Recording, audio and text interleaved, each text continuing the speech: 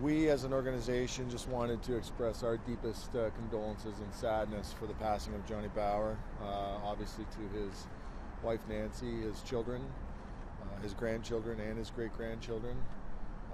It's a sad day that goes beyond just the city of Toronto and beyond the hockey world. Johnny really led an incredible life and touched the lives of so many and will be deeply missed. When did you first meet him? I first met Johnny personally when I started working for the Maple Leafs, but he was a legend in the sense that you didn't have to be living in Toronto or working here for the Maple Leafs to know about his spirit and to hear the stories of his generosity and his charity and his not to mention his accomplishments on the ice as a player. Can you explain when he got to the organization? I mean, he was still out there making appearances on behalf of the Leafs till a couple weeks ago. Well, there's not a single player in Toronto Maple Leafs history that has done more appearances and done more charity events and charity work than Johnny Bower. So for a generation of Maple Leaf fans, they remember him for his play on the ice, and there's a whole new generation of kids and young fans that don't really know him for the goalie, but just know him for his charity and generosity and good-naturedness and warmth.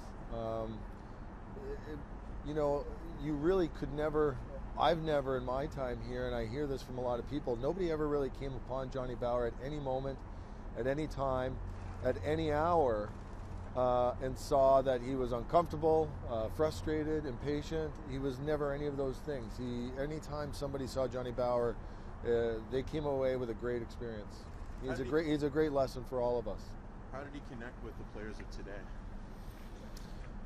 Well, I think the first thing that the players of today look at and respect are his accomplishments on the ice and his Stanley Cups and his abilities, and that immediately puts him in a certain place. And then to see him off the ice and just see that, like I said, his generosity, his warmth, his humor, I think for a lot of players today, they look at somebody like that and they think that this is a great example of what we all aspire to be.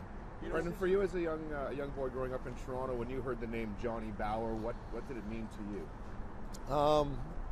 Well, not too many people in sports, have a name where it almost becomes a verb.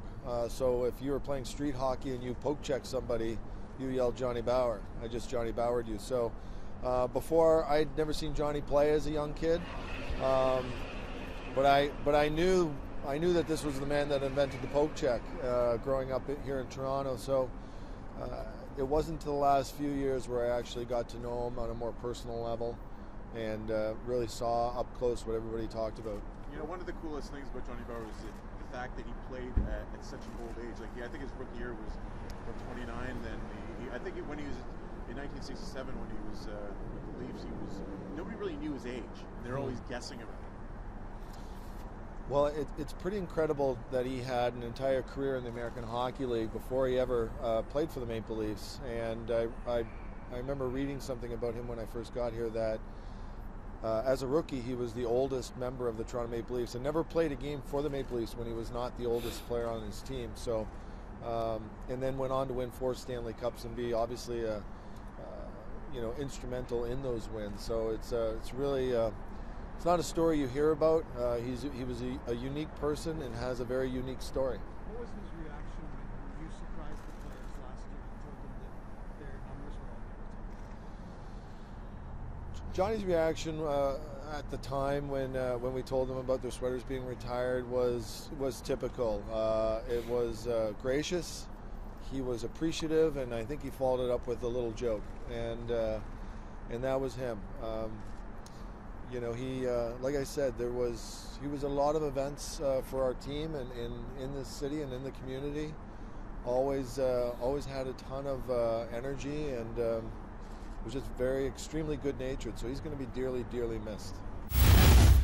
Well, Johnny loved being a Leaf, and in retirement he loved being a Leaf, and he loved the team. And as much as he did a lot of public appearances, he also did a lot of private ones as well. So here's a Hockey Hall of Famer that would dress up as Santa Claus for for the players and their kids and their families, and he did a lot of things behind the scenes as well. So regardless of where the Leafs were in the standings, Johnny's love for the Maple Leafs never wavered, and that's why we said we don't really know of a former player that was as loved by Leaf fans, but loved them back equally as much.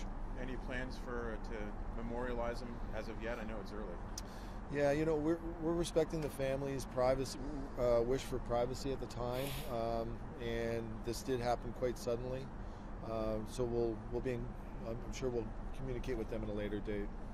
You and your team have done a lot to remember the Leafs of the past. We have Legends Row standing behind us now. Does it mean a little bit more today, knowing Johnny will be remembered forever here? Well, we were just talking on the way down that we were at least happy that Johnny got to see some of the things that have been done in this 100-year celebration, and at the conclusion of the 100th year, looking back, Johnny was around for pretty much all of the celebrations. He was properly recognized, and Maple Leaf fans had an opportunity to give him and show him their love. So we were, if there's a silver lining, we were happy that this was a year in which Leaf fans, people in Toronto, were able to recognize and shine a light on people like Johnny Bower. It is a very different game compared to the time when Johnny was playing. But what do you think young players in the city today can learn from Johnny? I think that the biggest thing that young players in this city, or really in any city, or really just we'll stick with sports. Any young athlete, whatever the sport he plays, can look at a player like John Bower and just say, regardless of his success, it never went to his head.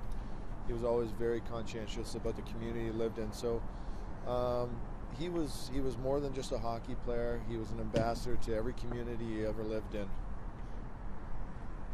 Could you have played till 47 like he did? No, especially in that position. When you talk about pride, Johnny was very no. Team. How much is it fair to say that Johnny was pretty much front of mind when you think of a slogan like that? Well, I think that I refer to some of the players that have played here, and how they refer to him, and some of the men who are still here that are on Legends Row with him, and how they revere him. So Johnny absolutely represented the pride, honor, courage that Conn Smythe talked about when he first changed the sweater from the St. Pat to a Toronto Maple Leaf. Johnny was a great representation of what he wanted in a Leaf, and still is today.